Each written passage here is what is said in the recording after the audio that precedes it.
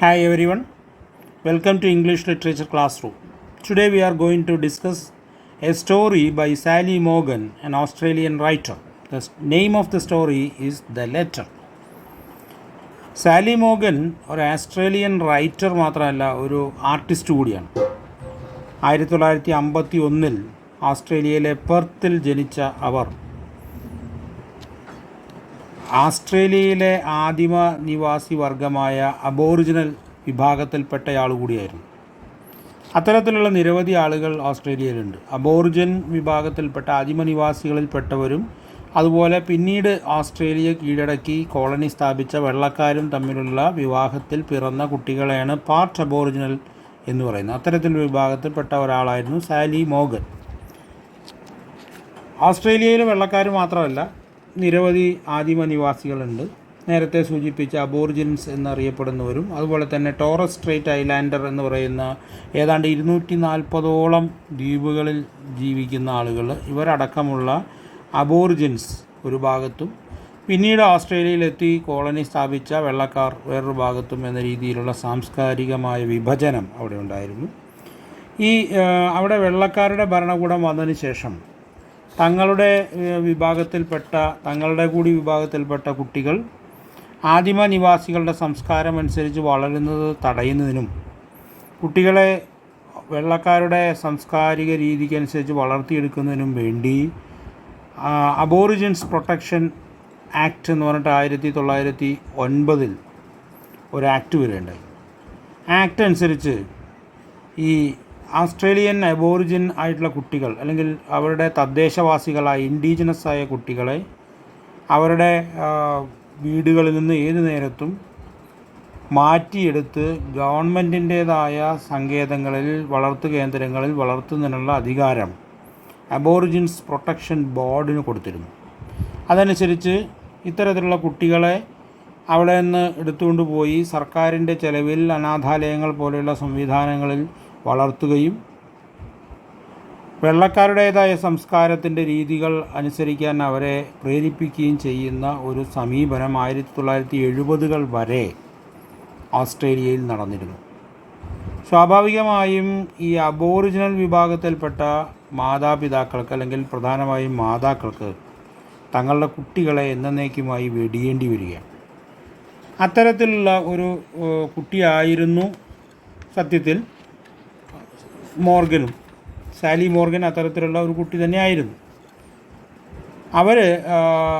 Sally Morgan ഏതാണ്ട് തൻ്റെ കൗമാര കാലഘട്ടത്തിലാണ് ഇങ്ങനെ ഒരു കുട്ടിയാണ് എന്നും തൻ്റെ അമ്മയുടെ അല്ലെങ്കിൽ അമ്മൂമ്മയുടെയൊക്കെ വിഭാഗം എന്ന് പറയുന്നത് അവരുടെ സൈഡ് അബോറിജിനലാണെന്നും അച്ഛൻ്റെ സൈഡാണ് വെള്ളക്കാരെന്നും അവരൊക്കെ മനസ്സിലാക്കുന്നത് അതോടുകൂടിയിട്ടാണ്. ഇതിൻ്റെ ഭാഗമായിട്ട് അവരവരുടെ കുടുംബ ചരിത്രം ചികഞ്ഞു പോവുകയും അതിൻ്റെ ഭാഗമായി അവർ തൻ്റെ ആത്മകഥ എഴുതുകയും ചെയ്തു. ആ ആത്മകഥയുടെ പേരാണ് മൈ പ്ലേസ്. 1987 പ്രസിദ്ധീകരിച്ച മൈ പ്ലേസ് എന്ന് പറയുന്ന ഈ ആത്മകഥ ഒരു വലിയ വിജയമായി മാറി. അതിനുശേഷം നിരവധി പുസ്തകങ്ങൾ എഴുതിയിട്ടുണ്ട്, നിരവധി പെയിൻറ്റിങ്ങുകൾ അവർ രചിച്ചിട്ടുണ്ട്. അവർ എഴുതിയിട്ടുള്ള ദ ലെറ്റർ എന്ന് പറയുന്ന വളരെ ഹൃദയാവർജകമായ ഒരു കഥയാണ് നമുക്ക് പഠിക്കാനുള്ളത്. വളരെ ചെറുപ്പത്തിൽ തന്നെ ഒരു പെൺകുട്ടി അവരുടെ അമ്മയുടെ ഭാഗത്തു നിന്ന് അല്ലെങ്കിൽ അമ്മയിൽ നിന്ന് വേർപിരിക്കപ്പെടുകയും ആ പെൺകുട്ടിയെ സർക്കാർ വളർത്തുകയും അമ്മ ജീവിതകാലം മുഴുവൻ ഈ പെൺകുട്ടിയെ ആലോചിച്ച് ജീവിക്കുകയും ചെയ്യുന്ന ഒരവസ്ഥ.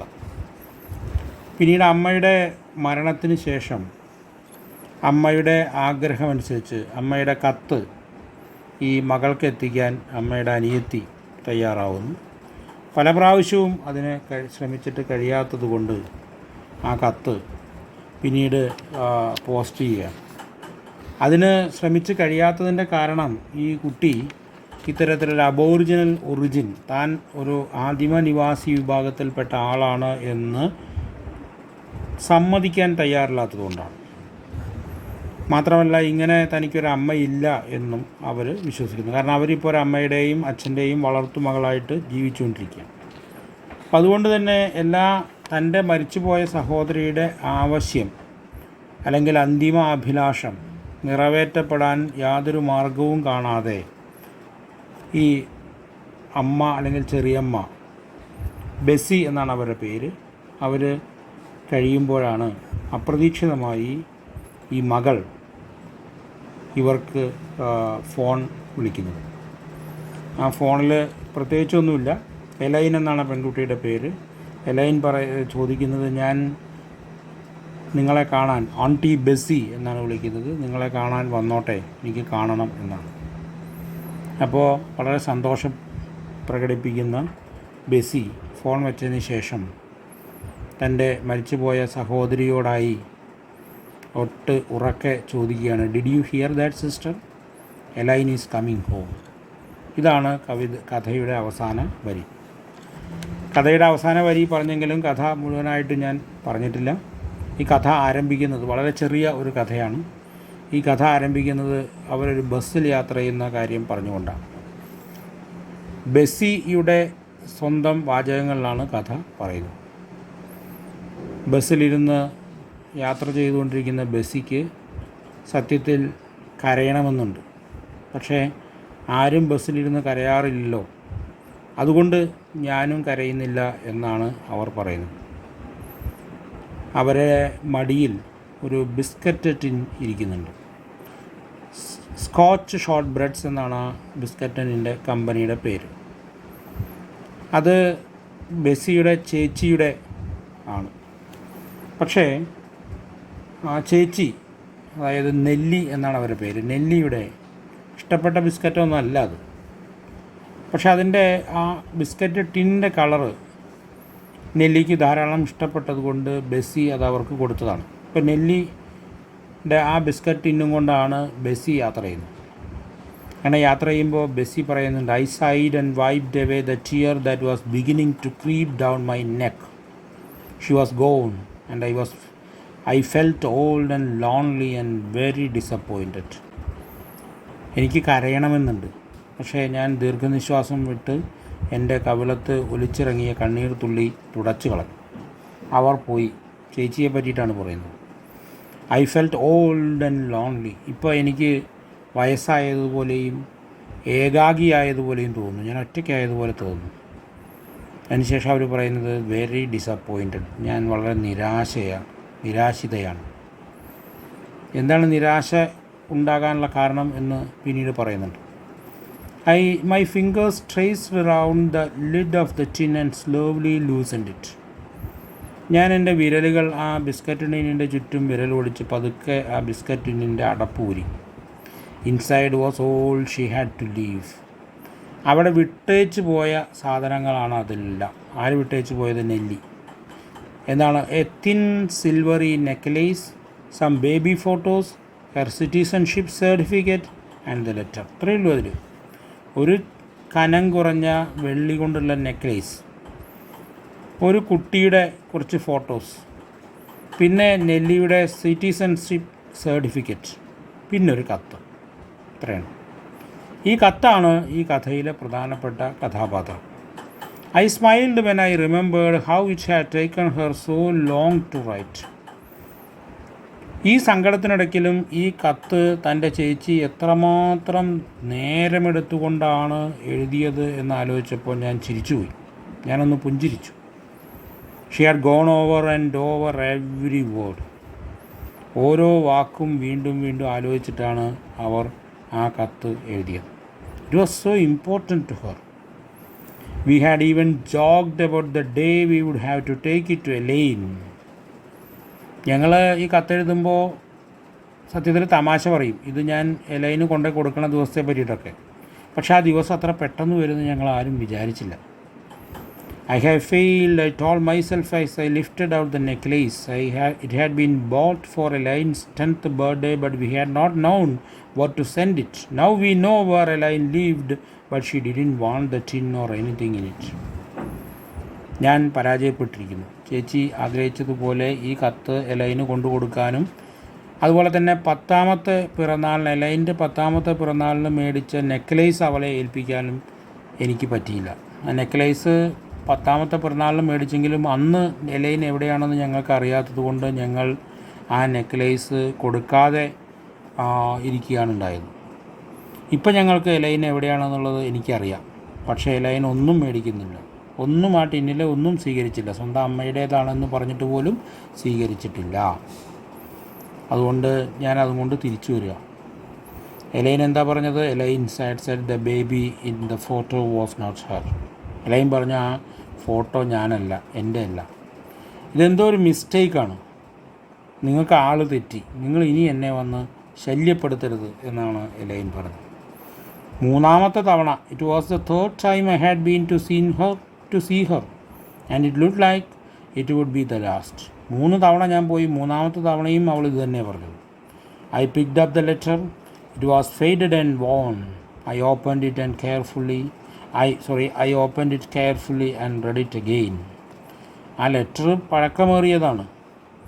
അത് പലയിടത്തും മാഞ്ഞും മങ്ങിയും പിഞ്ഞിയും ഒക്കെ ആയിട്ടുണ്ട്. ഞാനത് വളരെ ശ്രദ്ധാപൂർവം എടുത്ത് വീണ്ടും വായിച്ചു. To my daughter Elaine, I am writing in the hope that one day you will read this and understand. ഒരു ദിവസം നീ ഈ കത്ത് വായിച്ച് കാര്യങ്ങളെല്ലാം മനസ്സിലാക്കുമെന്ന ആഗ്രഹത്തിലാണ് ഞാൻ ഇതെഴുതുന്നത്. I suppose you don't want to know me because you think I deserted you.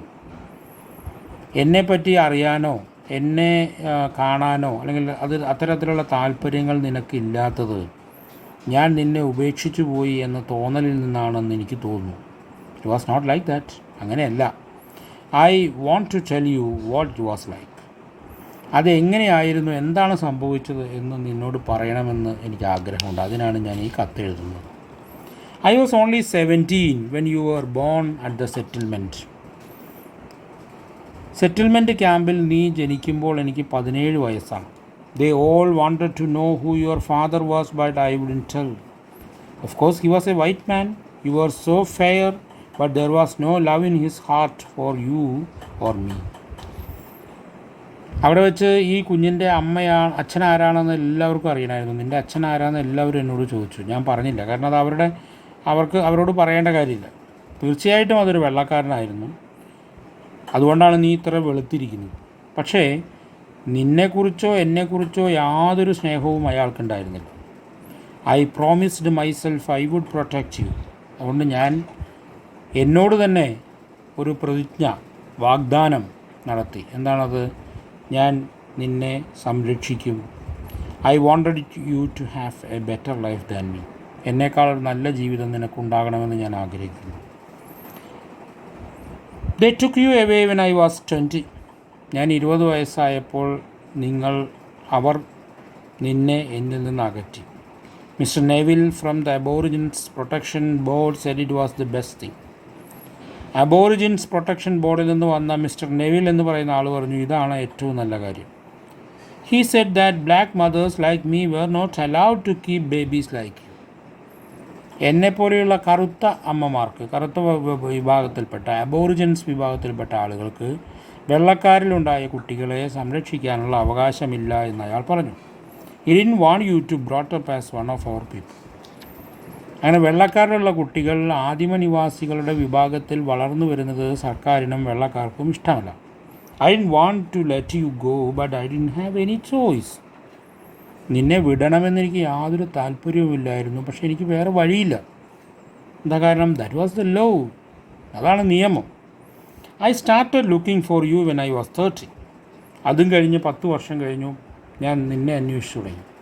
No one would tell me where you had gone. ആരും പറയുന്നില്ല. It was a big secret. I heard they had changed your last name, but I did know what your name was. അപ്പോൾ ആളുകളൊക്കെ പറഞ്ഞു നിൻ്റെ last name, family name മാറ്റി. പക്ഷേ എന്താണ് നിൻ്റെ പുതിയ പേരെന്ന് എനിക്കറിയില്ലല്ലോ. I went and saw Mr. Neville and told him I wanted to visit you. നിന്നെ കാണാൻ അനുവദിക്കണമെന്ന് ഞാൻ നെവിലിനോട് പറഞ്ഞു. That was when I found out you had been adopted by a white family. അപ്പോൾ ഞാൻ അറിഞ്ഞു നിന്നെ ഒരു വെള്ളക്കാരുടെ കുടുംബം ദത്തെടുത്തു. അപ്പോഴാണ് ഞാൻ ഇത് വന്ന് പറഞ്ഞത്. You thought you were white. നീയും വിചാരിക്കുന്നത് നീ വെള്ളക്കാരിയാണെന്ന്. Mr. Neville said I would only hurt you by trying to find you. അതുകൊണ്ടായിരിക്കണം നെവിൽ പറഞ്ഞു ഞാൻ നിന്നെ കണ്ടുപിടിച്ചാലും അത് നിനക്ക് ഉപദ്രവമാകുകയേ ഉള്ളൂ. For a long time I try to forget you, but how could I forget my own daughter? കുറേ കാലം ഞാൻ നിന്നെ മറക്കാൻ ശ്രമിച്ചു, പക്ഷേ എങ്ങനെയാണ് എനിക്ക് എൻ്റെ സ്വന്തം മകളെ മറക്കാൻ കഴിയുക? Sometimes I would take out your baby photo and look at it and kiss your little face.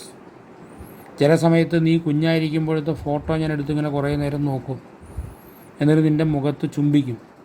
I prayed that somehow you would know you had a mother who loved U.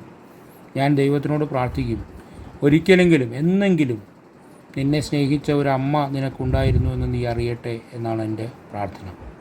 By the time I found you were grown up with a family of your own. നീ വളർന്ന് വലുതായപ്പോഴാണ് നീ സ്വന്തമായൊരു കുടുംബമൊക്കെ ആയപ്പോഴാണ് എനിക്ക് നിന്നെ കണ്ടുപിടിക്കാനായത്. I started sending you letters trying to reach you. അതിന് കത്തുകൾ അയക്കാൻ തുടങ്ങി, എങ്ങനെയെങ്കിലും നിൻ്റെ അടുത്തേക്ക് എത്താൻ വേണ്ടി ആഗ്രഹിച്ചു. I wanted to see you and my grandchildren. നിന്നെ മാത്രമല്ല, നിൻ്റെ കുട്ടികളെ, എൻ്റെ പേരക്കിടാങ്ങളെ കാണാൻ ഞാൻ ആഗ്രഹിച്ചു. But you know all about that because you have send all my letters back. പക്ഷെ അതൊക്കെ നിനക്കും അറിയാമായിരുന്നു എൻ്റെ ആഗ്രഹം ഇതാണെന്ന്, കാരണം നീ എൻ്റെ എല്ലാ കത്തുകളും തിരിച്ചയച്ചു. I don't blame U, I don't hold any grudges, I understand. ഞാൻ നിന്നെ കുറ്റം പറയുന്നില്ല, എനിക്ക് നിന്നോട് യാതൊരു ദേഷ്യവുമില്ല, എനിക്ക് നിൻ്റെ അവസ്ഥ മനസ്സിലാകുന്നുണ്ട്. When you get this letter I will be gone. ഈ കത്ത് നിൻ്റെ കയ്യിലെത്തുമ്പോഴത്തേക്കും ഞാൻ ഈ ഭൂമിയിൽ നിന്നും പോയിരിക്കും. But you will have the special things in my tin. പക്ഷേ എൻ്റെ ഈ ടിന്നിലുള്ള എൻ്റെ വളരെ വില കൂടിയ ഈ വസ്തുക്കൾ നിനക്കുള്ളതാണ്. I hope that one day you will wonder who you really are and you will make friends with our people because that's where you belong. ഒരു ദിവസം നീ ആരാണ് എന്ന് നീ ആലോചിക്കുകയും നമ്മുടെ ജനവിഭാഗവുമായി നീ സൗഹൃദം സ്ഥാപിക്കുകയും ചെയ്യും. കാരണം ദാറ്റ്സ് വേർ യു ബിലോങ്, നീ അവരിൽപ്പെട്ട ഒരാളാണ്. Please be kind to the lady who gives you my tin. ഈ ടിൻ നിനക്ക് കൊണ്ടുവന്നു തരുന്ന സ്ത്രീയോട് തീർച്ചയായും വളരെ കരുണയോടുകൂടി പെരുമാറണം. ഷീ ഈസ് യുവർ ആൻറ്റി, അത് നിൻ്റെ ചെറിയമ്മയാണ്. From your loving mother. ഇതാണ് ആ കത്ത്. ഈ കത്ത് ബസ്സി ബസ്സിലിരുന്ന് വായിക്കുകയാണ്. എന്നിട്ട് ബസ്സി പറയാണ്, my hands were shaking as I folded the letter and placed it back in the tin. It was no use, I tried but it was no use. ഒരു കാര്യമില്ല, ഞാൻ ശ്രമിച്ചു. Nellie had always been the strong one in our family. She would never given up on anything. She had always believed that one day Elaine would come home. ഞങ്ങളുടെ കുടുംബത്തിൽ തന്നെ നല്ല കരുത്തുള്ള സ്ത്രീയായിരുന്നു നെല്ലി. നെല്ലി ഒരിക്കലും ഒരു കാര്യത്തിലും ആശ കൈവെടിഞ്ഞിരുന്നില്ല. അതുകൊണ്ട് തന്നെ ഒരിക്കൽ എലൈൻ തൻ്റെ അടുത്തേക്ക് അല്ലെങ്കിൽ കുടുംബത്തിലേക്ക് തിരിച്ചു വരുമെന്ന് എപ്പോഴും നെല്ലി വിശ്വസിച്ചിരുന്നു. I pressed the lid down firmly and looked out of the window at the passing road. It was good Nellie was not here now. ഇപ്പോൾ നെല്ലി അവിടെ ഇല്ലാത്തത് നന്നായി, നെല്ലി മരിച്ചത് നന്നായി. കാരണം എലായിന് തിരിച്ചു വരാൻ ആഗ്രഹമില്ല എന്നത് നെല്ലി അറിയുകയില്ലല്ലോ. I was glad she didn't know how things had turned out. Suddenly her voice seem to whisper crossly in my ear. പെട്ടെന്ന് എനിക്ക് തോന്നി നെല്ലി കുറച്ച് പരിഭവത്തോടു കൂടി പറയുന്നു എൻ്റെ ചെവിയിൽ, you always give up too easily. നീ അല്ലെങ്കിലും എപ്പോഴും പെട്ടെന്ന് പിടിവിടും.